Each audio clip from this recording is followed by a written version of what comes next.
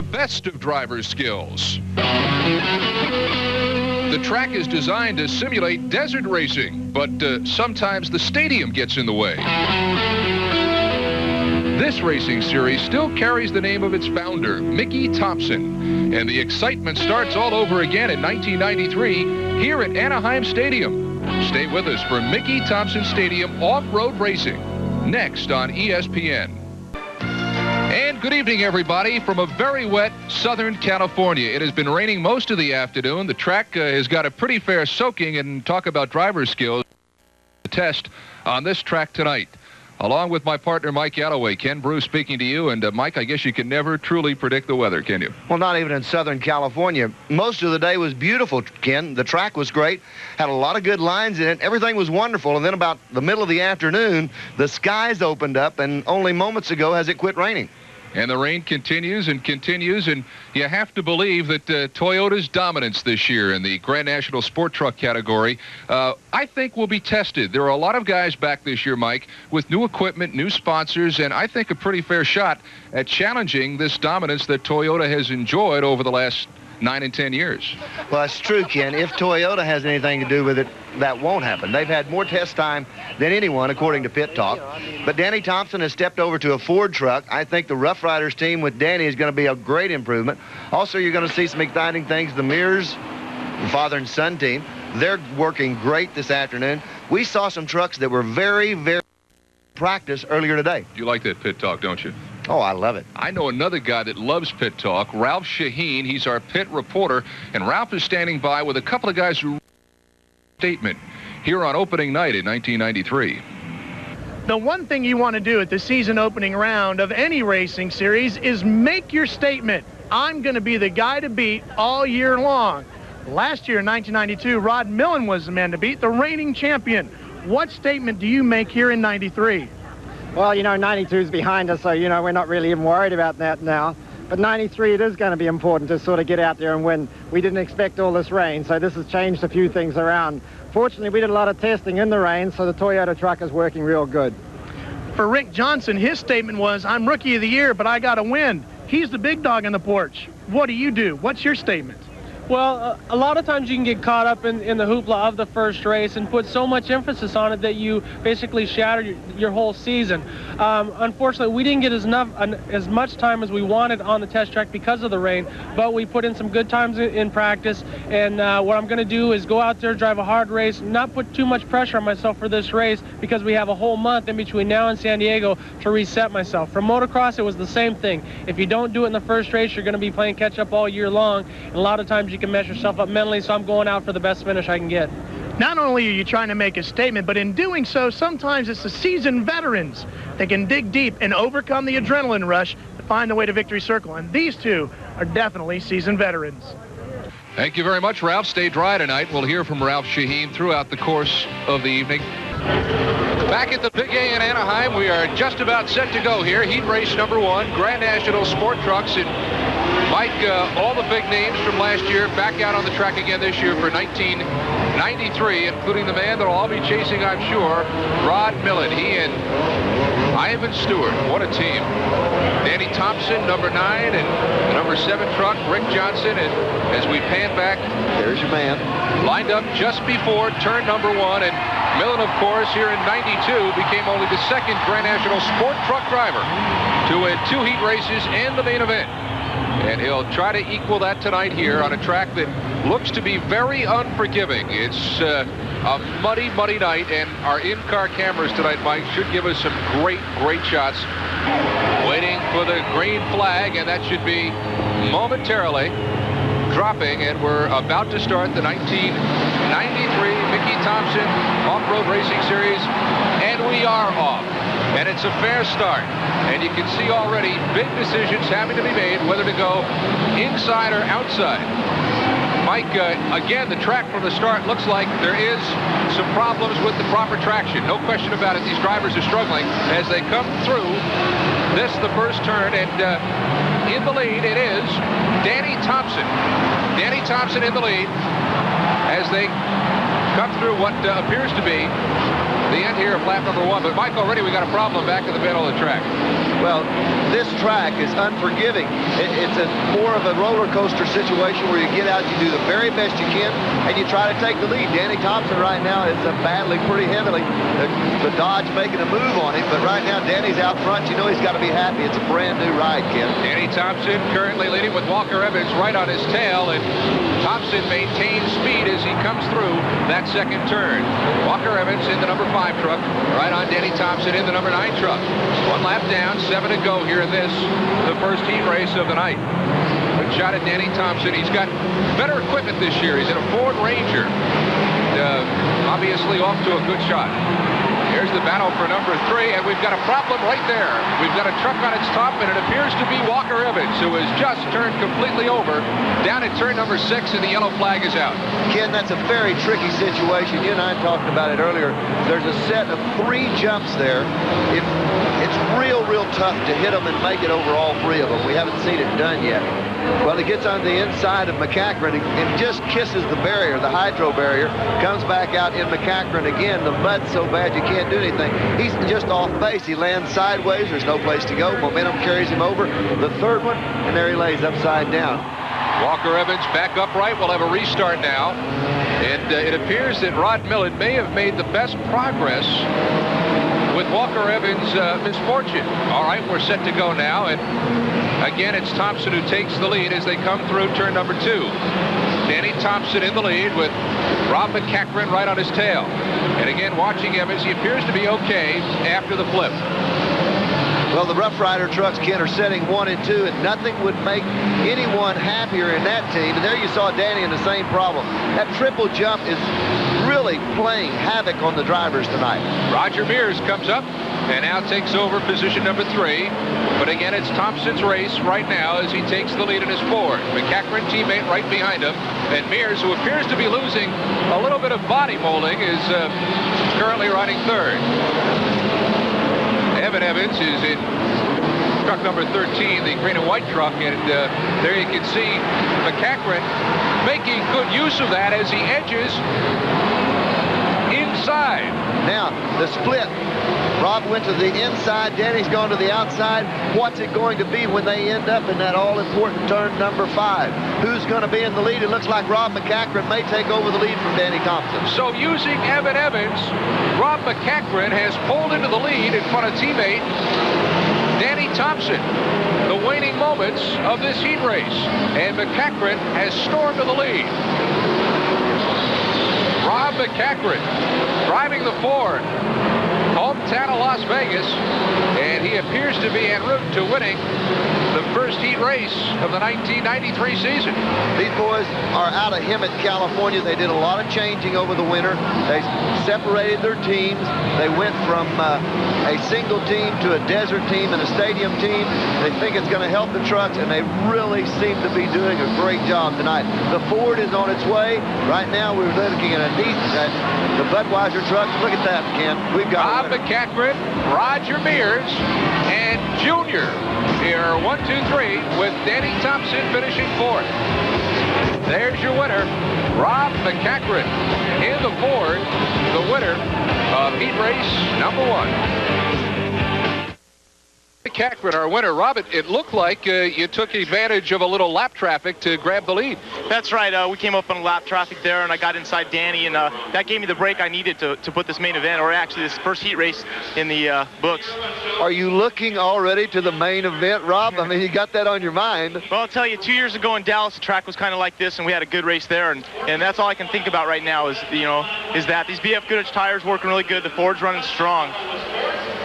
Let's talk a little bit, Rob, about the mud. What is the track like? Well, it's like a mud bog out there. All the corners are really muddy. There's a lot of grease out there, a lot of real slimy. The BF Goodrich tires are hooking up really good, as you can see. Rob McCachran, the winner of the heat race tonight in the Grand National Sport Trucks. Thank you, Rob. Thank you. Let's go to Ralph in the pits to see what the tire situation is. Ken, it's very interesting. What we want to do here, the tires, to make them really work, is you want to get your own version of a paddle wheel boat. Here's what I mean. See how the tires are right now? See how the grooves go this way? They're going to come back here, and they're going to cut these blocks this way, across, at an angle this way. Get nice big channels in there, just like they have right here. That way, as this tire turns, It helps pull the truck forward through the mud, just like a paddle wheel boat does in the water. Inside the Nature Recipe car of Jimmy Johnson, the 92 champ. We're all set for Superlites, Mike. Tell me about this classification. What makes it so special? I love this class. This is as exciting a class as you're ever going to see. Car sitting on the inside pole position. Tim Baker, brand new car. This is the first time they've raced this car. It's called a Briggs built, a Mirage, excuse me. That's a Briggs behind it, but it's a Mirage. Two interesting things about the Superlites this year. 11 of the 24 drivers we're going to see this season are contract drivers. In other words, they fly in and they race this equipment that other people own. And also team sponsorships, very big on the Superlite. You know, we had Nature's Recipe, there's Team Mirage. It's going really high-tech, high advertising. Kind of like the IndyCar circuit, yes, you know, that brings some comparison to mind. And we are all set to go here on heat race number 1 of the Superlites. And just as soon as we get the track okay, we're going to be good to go. There is our starter, Gary Scheimer. And as soon as he drops the green flag, we're off to 7 laps of Superlite racing. Oh, look at Mercedes Gonzalez. Did she pull the doors off of him? Mercedes just really runs off and hides. I believe that's Jimmy Johnson that took the left-hand part of the track, though. Who's going to come out when they get to that all-important number 5, though, Ken? Right here, it's Mercedes that takes it as Johnson does a 360 back before turn number 5. Look at Mercedes. She's on her way. This could be good for Mercedes. But there's Greg George coming up behind her in the number 3 vehicle. Greg George, great driver, finished 3rd. You know, the 3 didn't says what he finished last year, and he finished 3rd. A Mirage sets in 2nd. Greg George moving to the inside. That's a great shot. This track is really coming around, and it's going to be great before the night's over. A booger bear, as you'd call it. Look at the race for number 2 position. Right, in 2nd place right now, it's Tim Baker battling Greg George, but it's Mercedes Gonzalez who has the lead. And we've got a problem back at number 2. Look at this. Look at this. They're hooked up. Greg George is really trying to get around. This is terrible. Now they're getting all kinds of it. Greg George is shoved completely off the course. There's Jimmy Johnson. He's in this thing too. But right now, the Mercedes Gonzalez out in front and going on. Watch that young lady. She's sitting. There's Jimmy's car. Jimmy's back. He's got to barrel his way to the front. He had some problems, had a spin, and now he's got to fight his way back up front. Mercedes Gonzalez has stalled coming through turn number 5. Now she almost gets T-boned before she turns around and gets off. She's headed in the right direction now. At least that's one thing for her. But the leader you see on the left-hand side of your screen, he has really, that's Sean Finley, and Sean Finley has, you know, stretching it out. That's all you can say. Finley in the Triple E, assuming the position of number 1 after Mercedes Gonzalez encounters trouble through turn number 5. Well, Mercedes had built a good lead. Let's see if she's got enough time to come back and catch Finley before this race is over with. John Finley started off of the back row, Ken, so that tells you that this track is coming around and coming around in a hurry. Finley looks like he slowed down a little bit there, that set of jumps. He can't do that with Mercedes coming up behind him. Meanwhile, up front, Sean Finley sees the white flag as 1 lap remains in the race. I don't think we're going to see Mercedes pull this one out tonight because she's way too far in the back. But Ken, it was her race to lose, and she lost it. She lost it. And it'd be interesting to see what the problem was when this race is over. Meanwhile, Sean Finley takes the right-hand lane and through turn numbers 2 and 3, back down to turn number 5, apparently in command. He comes through the rhythm section with the right-hand turn, and now we'll come up to the top of the track at turn number 7 and try to bring it on home here in heat race number 1 of the Superlites. And it appears that Sean Finley, taking advantage of others' misfortune, takes the checkered flag.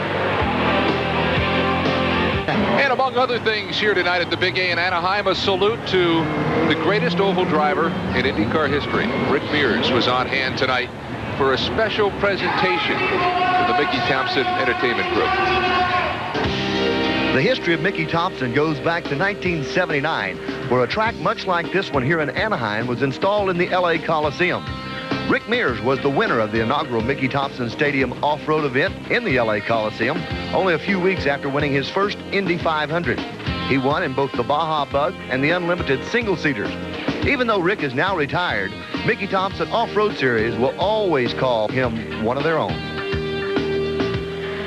Well, earlier tonight we saw an interesting development in the Super 1600 heat race number 1, and it involved last year's champion Jerry Welchel in the number 1 Toyota. Watch this.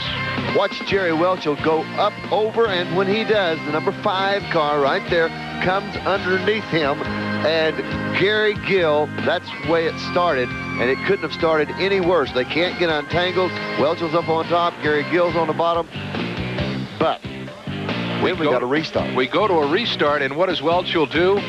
He wins by a good, I'd say a good 45 seconds with some great driving.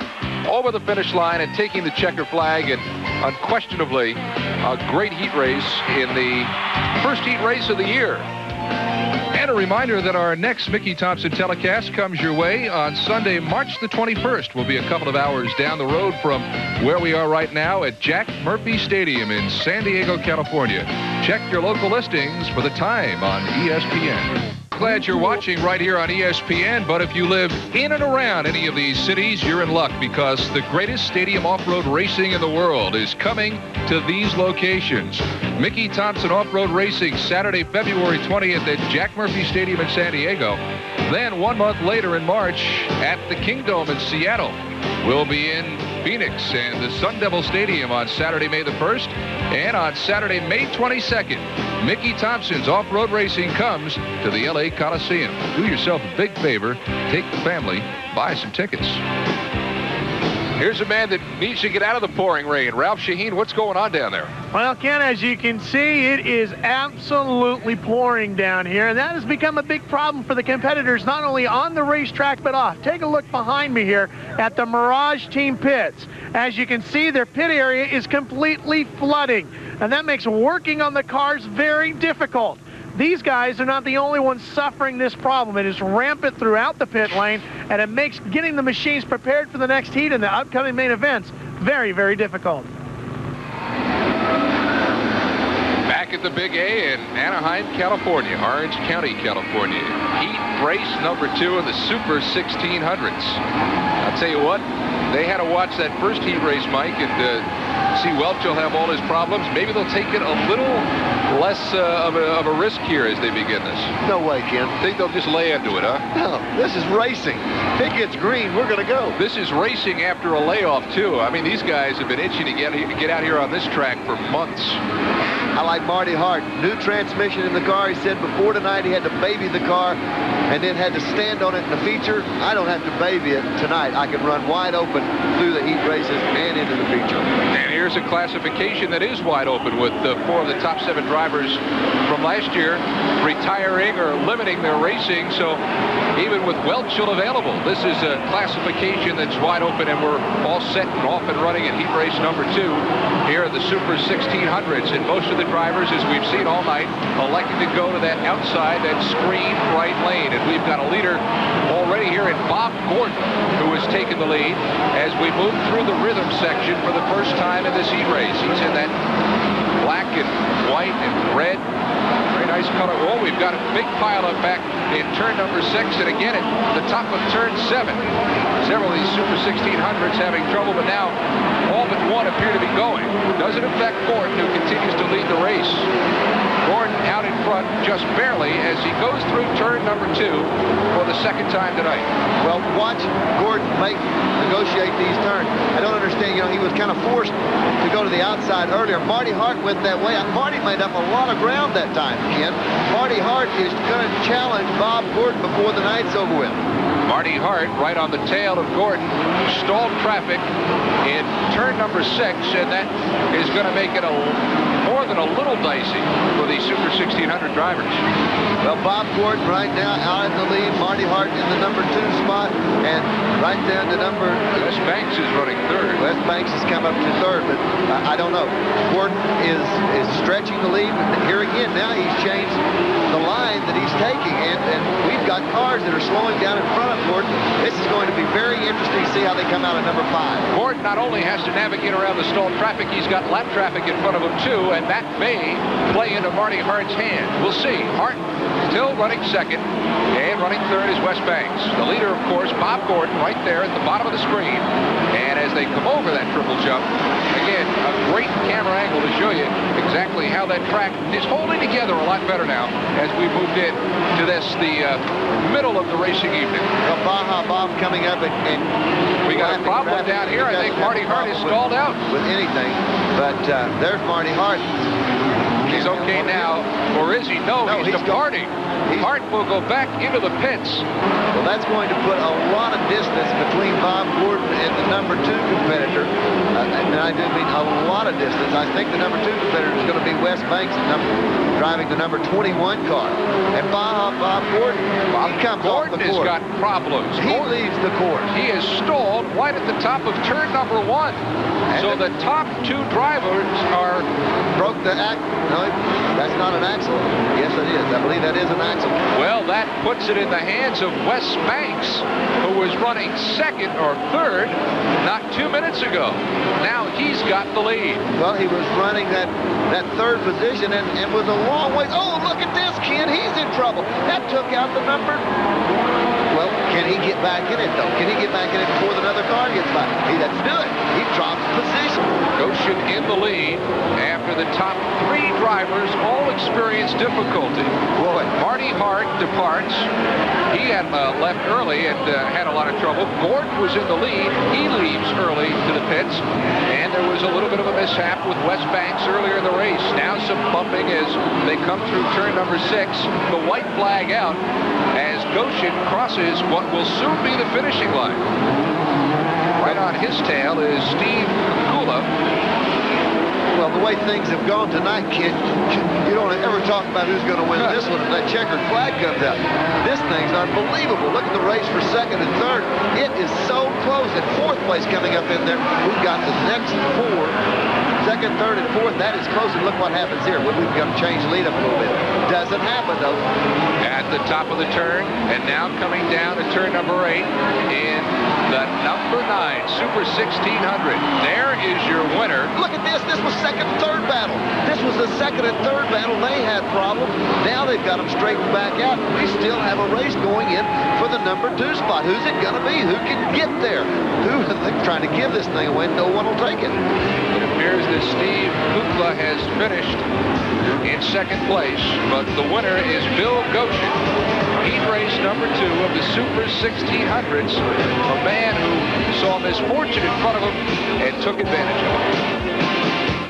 Bill Goshen, our winner tonight in the, what a race, Bill. Oh, it was fabulous. It was fabulous. I can't believe it. First time ever up on the podium. It's how sweet it is. Yeah, I understand that. They were dropping like flies in front of you, Bill. What were you thinking when you see guys like Hart and Gordon go into the pit and you're not even halfway through the race? Well, sometimes you don't even see them go because if they take off and you're not right there, I really wasn't aware that they had pulled off the track. I just kept driving as hard as I could and, it worked out.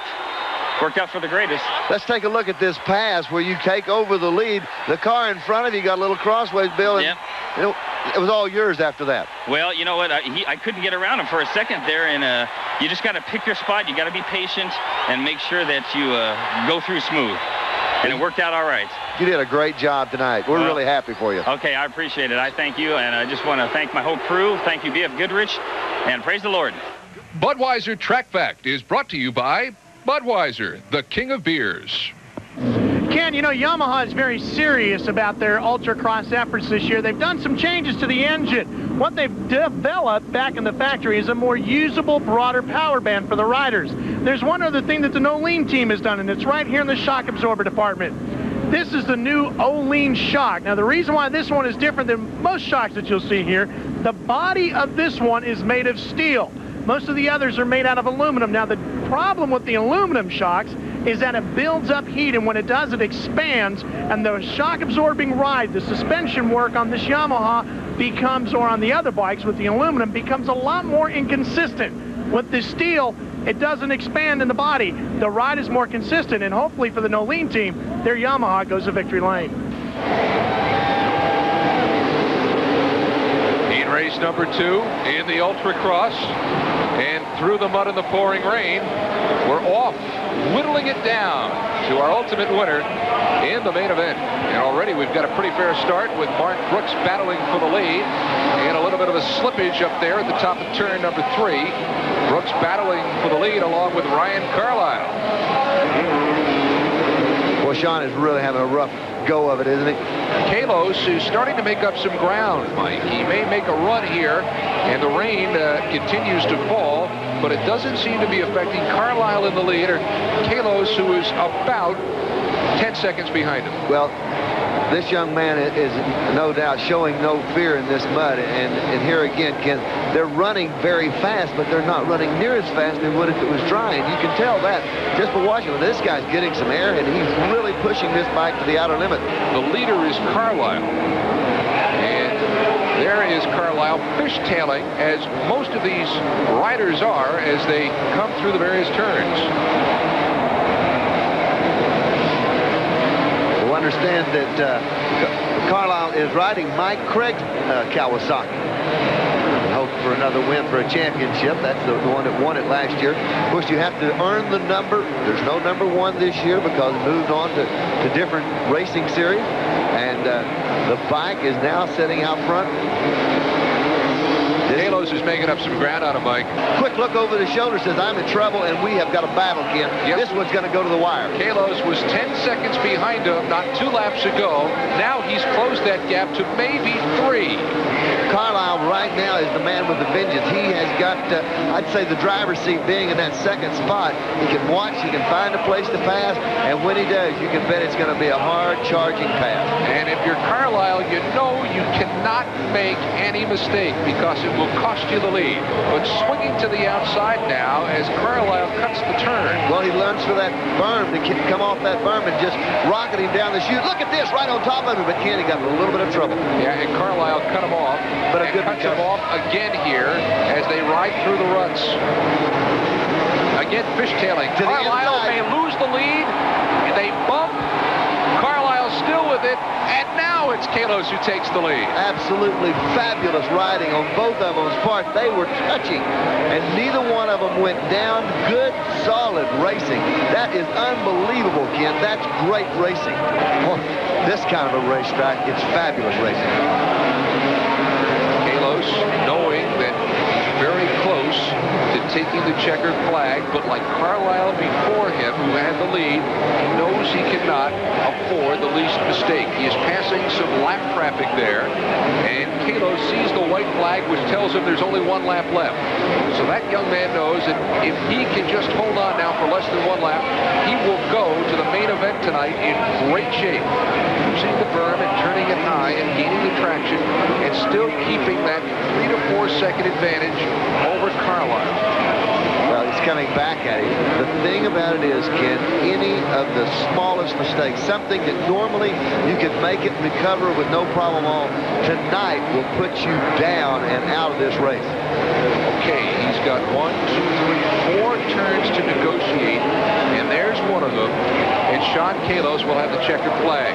Carlisle even farther behind him now, maybe by as many as 10 seconds. He continues to fishtail through turns, where Kalos maintains traction.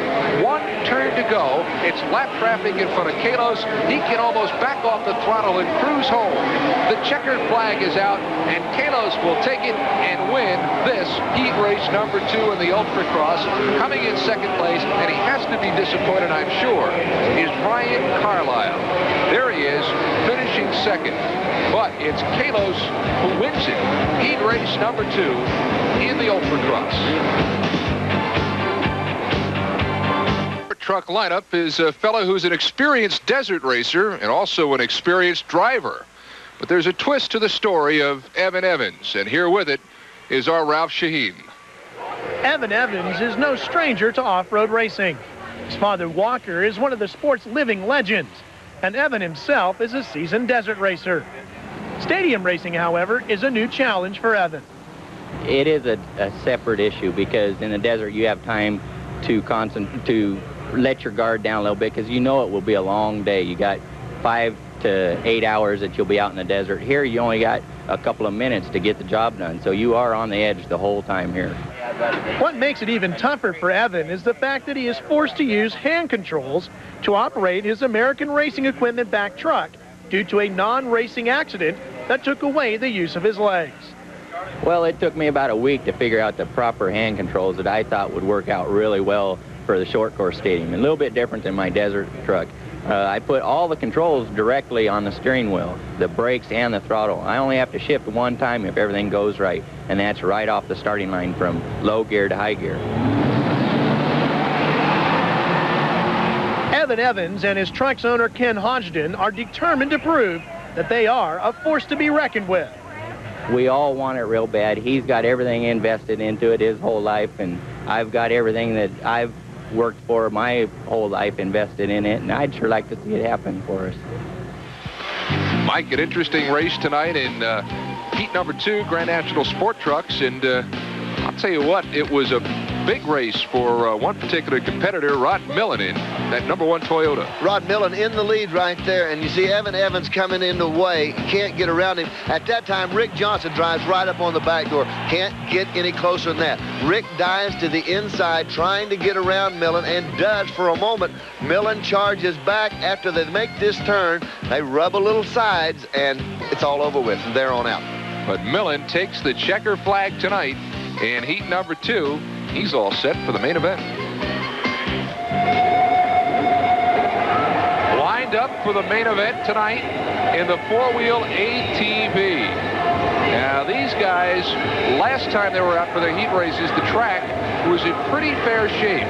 Now it's turned into mud. Mike, this is going to be extremely interesting. And I got to believe, again, like anything else on this track, you get out in front, you want to stay out in front. 8 laps to the checker flag. Donovan Hawley on the inside pole position on the number 4 ride tonight is out in the lead. But Ken, this thing is so slick right now, I'm not sure that anyone knows how to handle the course. Of course, they've never been on it in this condition, but Donovan Hawley is the first man to try it around. If he could just stay astraddle of his ride, his Honda, he may be there tonight. It's going to be treacherous, though. Donovan Holland in the lead, the young man from Fresno, just up the road here in California. But a long way to go here in this main event. They have watched other vehicle classes, I'm sure. They've had a chance to test the track, that's for certain. And now it's a race to the finish for the first main event win in the 1993 season. With Donovan Holland out in front, but right now the challenge is coming on Donovan, and I mean he's coming on in a hurry. Look at this number 2 rider. He's sitting in the 2nd spot. Donnie Banks right on Holland. Donovan Holland in his Honda, trying to hold off the hard-charging Donnie Banks. Donnie Banks is going to come to the inside, Ken. Donnie came off of the 3rd row tonight, so he's got a combination that's working and working well. Let's see if he can parlay that past Holland for the lead. Of course, other names to remember from the heat races: Chris Berger riding the number 37 ATV. Banks and Holland we've already alluded to. We've now got a rider that's moved into the 3rd spot, so overall you can tell that it's catching up with him. The thing to look at, Ken, look at the number 4. Look at Donovan Holland's ride. The front of it is clean as a whistle. He's clean as a whistle. He hasn't been behind anyone. Look at the rider right behind him. I mean, the bike is covered up completely with mud. Donnie Banks, you know, he's wiping stuff off of it, and Donovan Holland, he's taking it all in. Donovan Holland, Banks on his tail as they proceed up into what is turn number 1. 1, 2, and 3 queued up for you here, courtesy of your television screen. Donovan Holland with the lead. There he is out in front. Donnie Banks right behind him. And look at what's been kicked up onto these riders. Well, Donovan is in the lead. It's shows. His bike still has a resemblance of being clean, but the bikes in second and third place, the ones that are really challenging, and now a bike moving up into fourth place, the numbers are covered completely up on them. Kids, they're, you know, talking about weighing a lot more. They've got to weigh more with all the mud on. We need to hose him down at the finish line to see who's who. We know who the leader is, no question about that. Donovan Holland out of Fresno. Well, Donovan started it on the inside pole. He's basically ran about 3 or 4 laps all by himself, and then the back part of the pack started to catch up with him. The track is changing, the conditions are coming around, and right now the man that's really putting the pressure on him is Donnie Banks. Donnie Banks is the number 2 spot, and Donnie is trying for all he's worth to get past Donovan Holland. And there is a commentary on the night, Mike. Donovan Holland, you can see whom he is simply because everyone else is behind him catching his mud and everyone else's mud that's around them. Holland has no one in front of him. He remains the cleanest of all out there. 1 lap to go, Ken. This is the last lap. This is the money lap if this young man can just hold it together, and you can bet some guys are going to really challenge this time. Donovan Holland holding the lead for the moment. Donnie Banks on his tail. But it's Holland's race right now. Banks, number 17, right on the heels of number 4, Holland. Not more than a second and a half between the two. Banks has negotiated the final turn. Turn number 7. He'll come down to turn 8 and kick it to the finish line and take the checker flag. Donnie Banks will finish second, but it is Donovan Holland who will take the checker flag and win this, the main event in the first four-wheel ATV event of the 1993 Mickey Thompson season.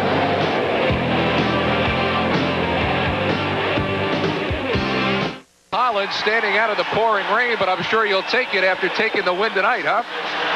This feels good. Real muddy and rainy, as you can see. It's a mess. Well, and somebody mercifully puts an umbrella over you, but I got to ask you, Donovan, just driving and riding the way you did tonight, what was the biggest thing you had to avoid on that track? I'd really have to avoid the real tacky mud on the edges of the corners and just stay real tight to the barriers without hitting them and hope for the best, and that's what happened. Donovan Holland, thanks a lot. I'd say go grab a shower, but you've got one right now. All right, thank you guys. Our winner tonight in the four-wheel ATV from Fresno, California, Donovan Holland. Well, Mike, in the main event tonight in the Sport Utility, the American Racing Custom Wheels Sport Utility, it was a mud bath, but it was a big race for the man of the number 4 Nissan, Christopher Neal. Well, Ken, after it all sorted out, and as slick as it was, Christopher Neal pretty much had it his own way. He had it his own way so much that he took about a quarter of a lap.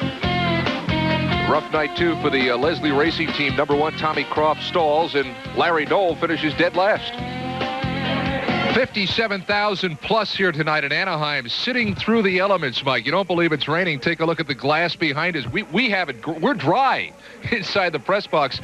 The great racing fans here in Anaheim sitting outside to watch this first event on the Mickey Thompson Stadium Off-Road Racing Series.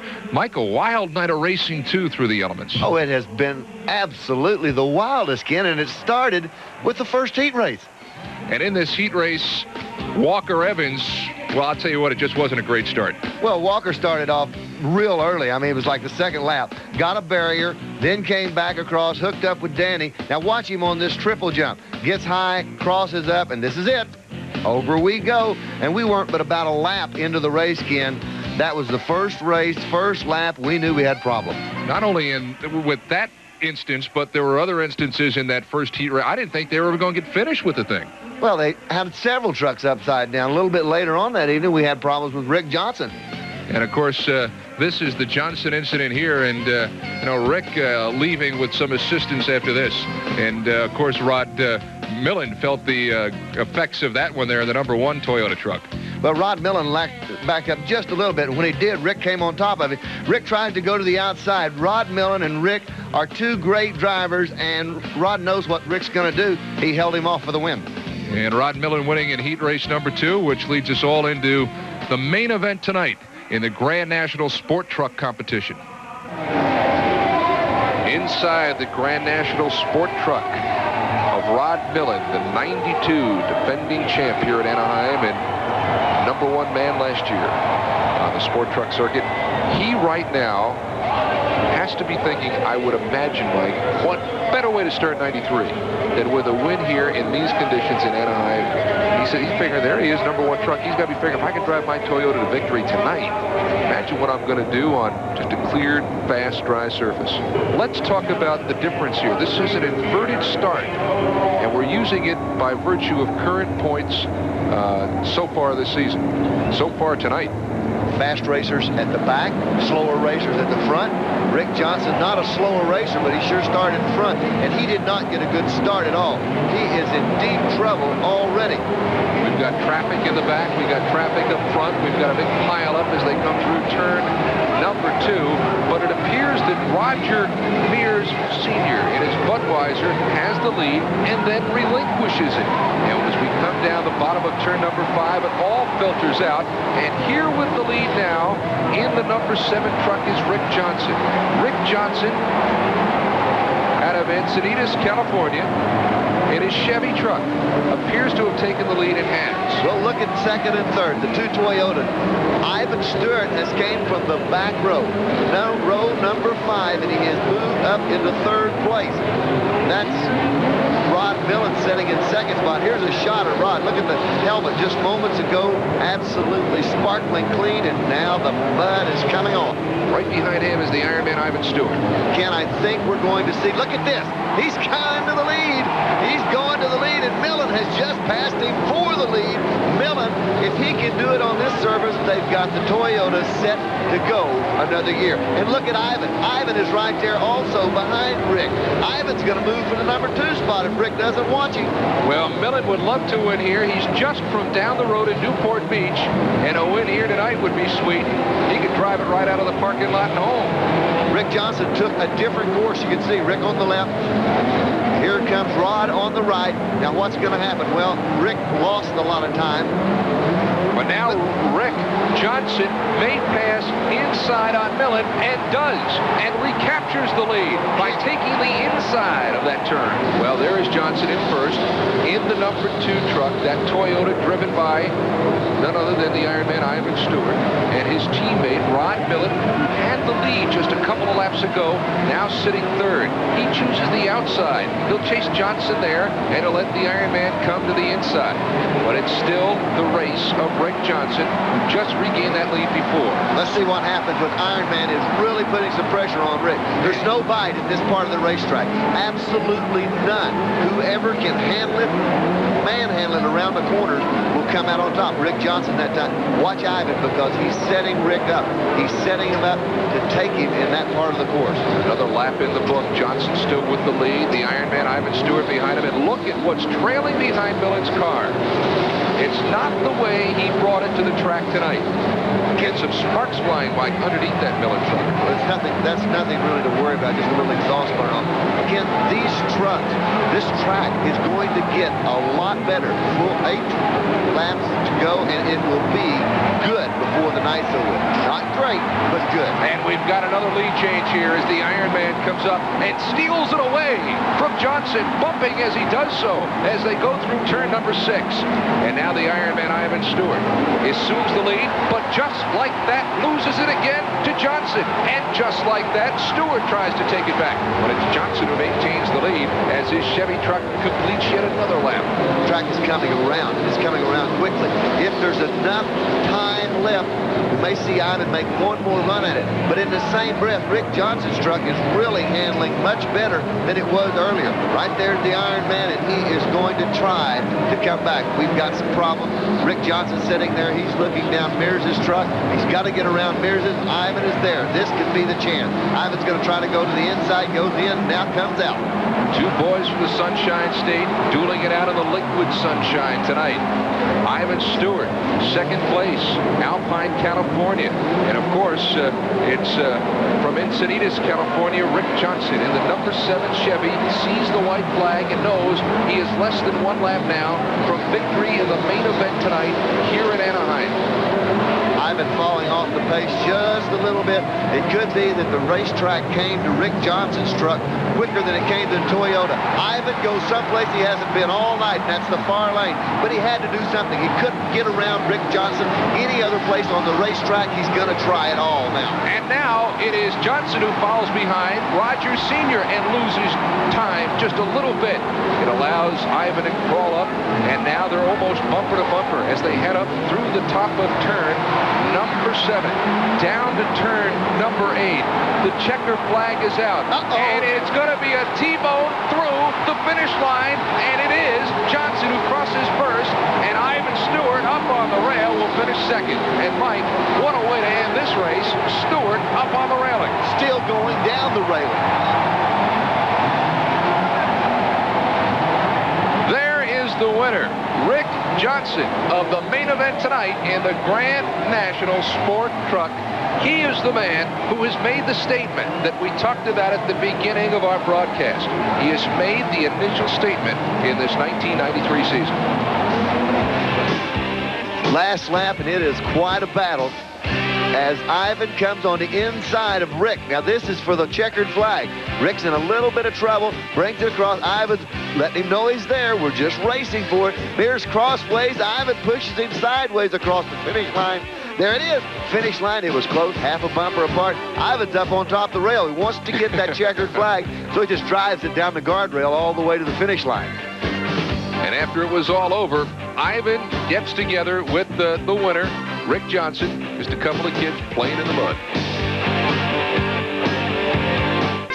So here's our main event winners in race number 1 of the 1993 season. In the sport truck, what a finish. You saw it.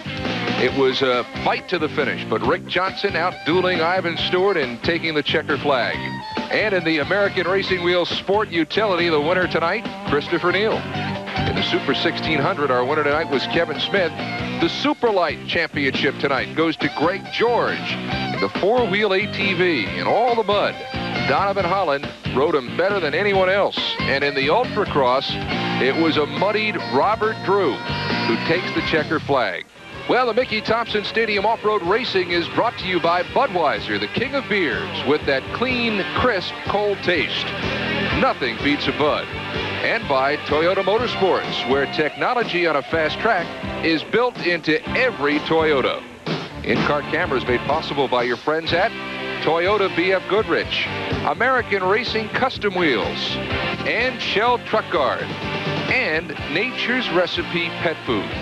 Barrier camera compliments of Dick Cepek and Rancho Suspension.